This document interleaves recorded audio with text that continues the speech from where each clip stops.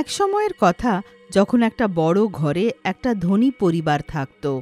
পরিবারে রাজবীর, তার বউ মধু আর তাদের মেয়ে অঞ্জলি থাকত। অঞ্জলি একমাত্র মেয়ে ছিল বলে নিজের মা বাবার অনেক প্রিয়তম ছিল। রাজবীর নিজের মেয়ের সব জেদ পূরণ করত। অঞ্জলির জীবন ধনীদের মতন ছিল। সে কলেজেও প্রসিদ্ধ ছিল। একদিনের কথা, যখন অঞ্জলি কলেজ থেকে অনেক রেগে বাড়ি ফেরে।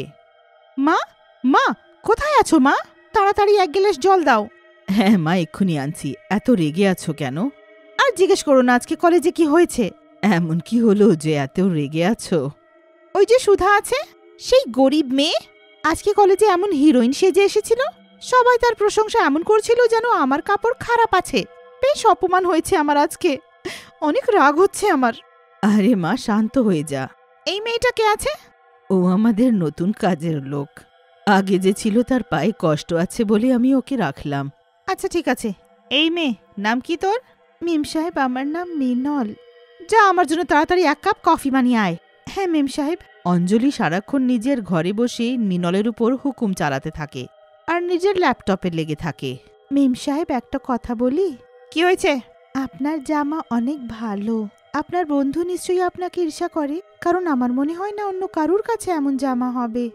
তাই হয়তো ওরা আপনার মুড খারাপ করার চেষ্টা করলো। হ্যাঁ বলছিস তুই, ঠিক। তাদের নিজের জামা এত খারাপ ছিল, আর সেই সুধারও।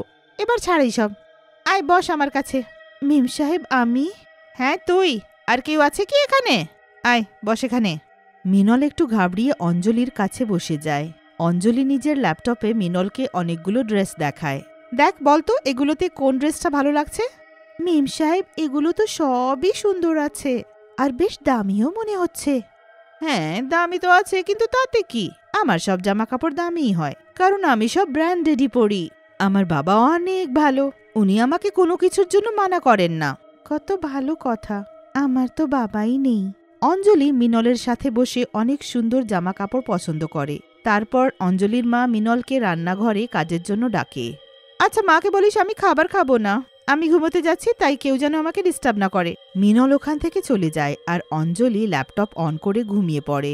রাতে সব কাজ সারিয়ে দেওয়ার পর মধু মিনলকে বলে, দেখ সব কাজ তো হয়ে গেছে, এবার তুই রান্নাঘর পরিষ্কার করে ঘুমোতে চলে যা। ঠিক আছে। সবার ঘুমানোর পর যা হয় সেটা হয়রান করে দেওয়ার যোগ্য থাকে। রান্নাঘর থেকে বেরোনোর পর মিনল একটা ডাইনিতে পরিণত হয়। তারপর ও সোজা অঞ্জলির ঘরের দিকে যায় আর চুপি চুপি উকি মেরে দেখতে লাগে। ও তো ঘুমিয়ে পড়েছে, এবার ঠিক আছে, আমি ভেতরে যাই, ও বুঝতে পারবে না। ডাইনি চুপি চুপি ভেতরে যায় আর অঞ্জলির ল্যাপটপটা তুলে নেয়। কত সুন্দর জামা কাপড়, কোনটা অর্ডার করি আমি? ডাইনি কিছুক্ষণ অনলাইন কাপড় দেখে, তারপর খুব একটা সুন্দর জামা দেখতে পায়। ডাইনি তাড়াতাড়ি ওটা অনলাইন অর্ডার করে দেয় আর পয়সা অঞ্জলির ক্রেডিট কার্ড থেকে চলে যায়। হয়ে গেল কালকের জোগাড়। ডাইনি অঞ্জলির ল্যাপটপটা রেখে দেয় আর ওখান থেকে গায়েব হয়ে যায়। তারপর ও ডাইনির দুনিয়ায় চলে যায়। ওখানে ডাইনিদের পার্টি চলতে থাকে, যেখানে সবাই খুব ভালো জামা কাপড় পরে থাকে, কিন্তু এই ডাইনির জামাটা সবচেয়ে সুন্দর থাকে। আরে তুই তো আজকেও সবার চেয়ে সুন্দর জামা পরেছিস।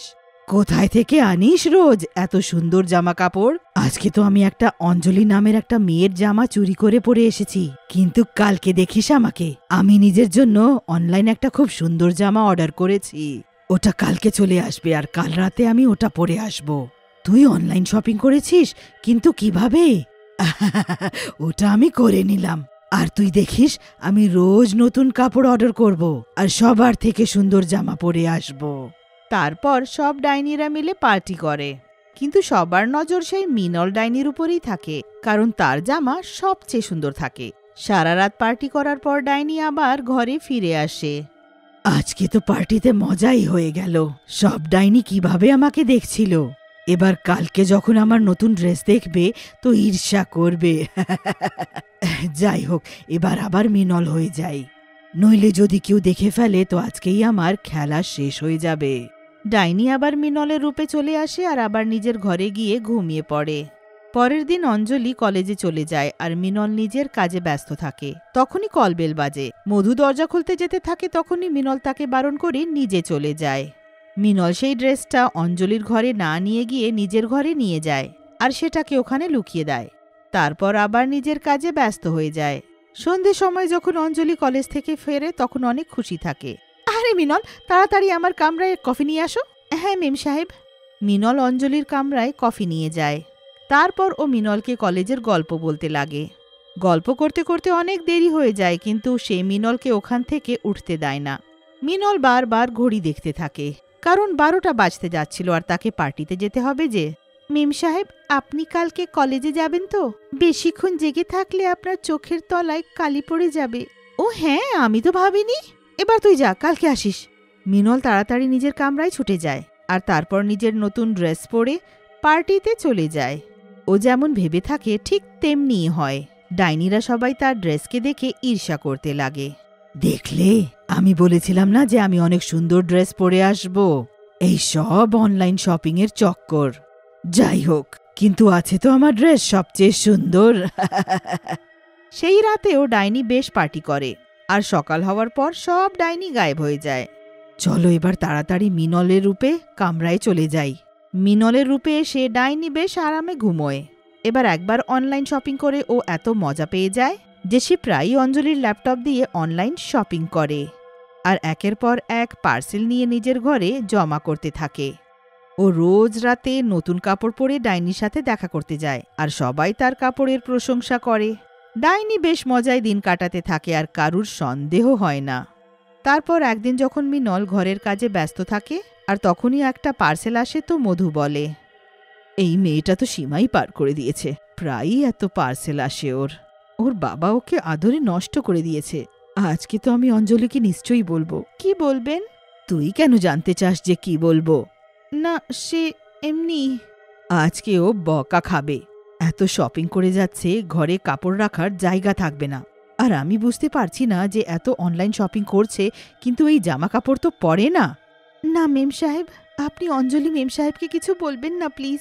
কেন বলবো না? আমি তো বলবোই। সেই ব্যাপারটা আছে, আমি বলছি কারণ উনি কালকেই আপনার অনেক প্রশংসা করছিলেন যে আমার মায়ের মতন সারা দুনিয়ায় কেউ নেই। উনি আমাকে কখনো বকা দেন না আর সারাক্ষণ শুধু আমাকে খুশি দেখতে চান। আর উনি তো আপনার জন্যও কিছু অর্ডার করেছেন, মাদার্স ডেতে চলে আসবে। কি সত্যি বলেছি কি এরকম? হায় রে আমার মেয়ে, আমি ওকে বকা দেব না। মিনল এই কথাটা শুনে নিশ্চিন্ত হয়। তারপর ও 2-4টে দিন কিছু অর্ডার করে না। সারা মাস এইভাবে পেরিয়ে যায়। তারপর একদিন অঞ্জলি আর তার বাবা মা একটা পার্টিতে যেতে থাকে। রাস্তায় মিনলের ফোনে একটা মেসেজ আসে, যেটা দেখে মিনলের চোখ খোলা রয়ে যায়। হে ভগবান, এটা কি করে হতে পারে? কি হলো মা, এরকম করছো কেন? আমার ক্রেডিট কার্ডের বিল এত বেশি, এটা কি করে হতে পারে? আরে মেয়েটা কার? বিল তো আসবেই। আমার মেয়ের শখটাই এমন। বাবা আর কি নয়, আমার বিল 4 লাখের এসেছে। আমি তো কয়েক জায়গায় ঘুরতে গিয়েছিলাম আর শুধু 2-1টা ড্রেসই তো কিনেছি। 2-3? মা, তুমি এবার অনলাইন শপিং এর রেকর্ড ভেঙে দিয়েছো। এই মাসে তো অন্তত 50 ড্রেস এসেছে তোমার। কি বলছো মা? আমি শুধু 3টে ড্রেস অর্ডার করেছি আর তাও বেশি দামি নয়। এই ব্যাপার নিয়ে মধু আর অঞ্জলি অনেকক্ষণ তর্ক করে। তারপর মধু বলে যে রোজ মিনল তোর পার্সেল তোলে। তারপর তাদের সন্দেহ হয়। কয়েকবার আমার ল্যাপটপ আমি অন্য জায়গায় পেতাম। কিছু একটা তো আছে, এটা নিশ্চয়ই ওই করেছে। আজকে তো গেল। তারপর সেটাই হয়। মিনল চুপি চুপি অঞ্জলির ঘরে এসে অনলাইন শপিং করে নিজের ঘরে ফিরে যায়। তারপর সবাই যখন তার ঘরের জানালা দিয়ে দেখে তো তারা অবাক হয়ে যায়। মিনল একটা সুন্দর নতুন জামা বার করে পরে নেয়। তারপর একটা ডাইনিতে পরিণত হয়ে গায়েব হয়ে যায়। হে ভগবান, ও তো ডাইনি। এইটা কিরকম ডাইনি মা? অনলাইন শপিং করে যে ডাইনি? যখন ওরা তার কামরা খোঁজে তখন ওখান থেকে এতগুলো জামা বেরিয়ে আসে যে ওরা সব বুঝে নেয় যে এই সব কিছু ডাইনি মিনলের রূপে করছে। পরের দিন ওরা মিনলকে ডাকে। মিনল, শোনো মা, আমাদের যে কাজের মেয়েটা তার এখন পা ঠিক হয়ে গেছে, বুঝলে? তাই তুমি আজ অবধি হিসাবটা করে নাও আর কাল থেকে এসো না, কেমন? না না, এমন করবেন না সাহেব। আরে আমি তো আগেই বলে দিয়েছিলাম, এবার বেকার বেকার বলিস না। ওরা সেদিনই মিনলকে কাজ থেকে বার করে দেয় আর এইভাবে ওরা ডাইনির কাছ থেকে ছাড়া পায়।